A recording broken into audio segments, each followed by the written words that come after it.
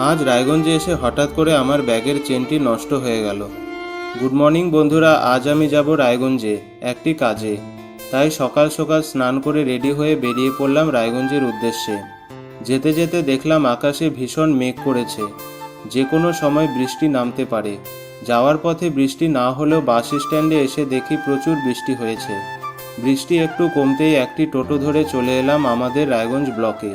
এখানে এসে দেখলাম যিনি আমার কাজটি করে দেবেন তিনি এখনও আসেননি।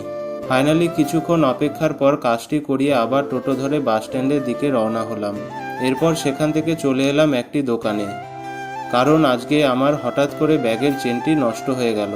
আর লাগছে না দেখে সেখান থেকে একটি ব্যাগ বাছাই করে নিয়ে নিলাম। এরপর চলে এলাম বাড়িতে।